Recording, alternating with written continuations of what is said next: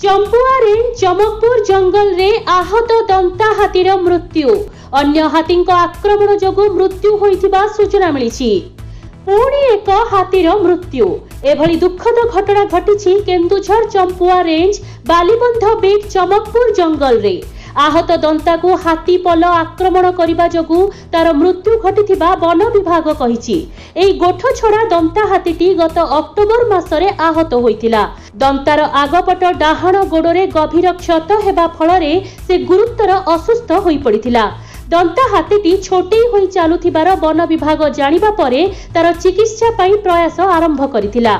गत अक्टोबर 26 तारिख में WTI, OUT और नंदनकानन विशेषज्ञ दल जंगल रे हाथी को ट्रैंकुलाइजर देई चिकित्सा आरंभ करथिले। एहा परे हाथी को नियमित भाव में ट्राक रे रखा जाई चिकित्सा मध्य करा जाउथिला। दंता हाथीटी संपूर्ण भावे सुस्थ होइजिबो बोली वन विभाग आशा रखिथिला। केन्दुझर डीएफओ को सूचना अनुसार एही गोठ छड़ा आहत दंताटी गत 27 तारिख में पुनराय 18 टिकिया दल रे मिसिथिला। तेबे 28 तारिख में दलर अन्य हाथी माने आहत दंता को आक्रमण करथिले, जहा फलरे हाथी शरीरर विभिन्न स्थान रे क्षत सृष्टि होई प्रबल रक्तस्राव होइथिला। 2 दिन धरी मृत्यु सह संग्राम करिबा परे शेषरे आज बड़ी भोर समय रे आखि बुझी देइछि आहत दंता।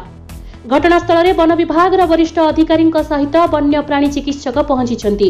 हाथीर शव व्यवच्छेद करा परे मृतदेह को पोती दियाजिबो बोली केन्दुझर डीएफओ धनराज हनुमंत सूचना दैछन्ति। केन्दुझर दिगंबर बेहेरांक रिपोर्ट, संभव टीवी ओडिया।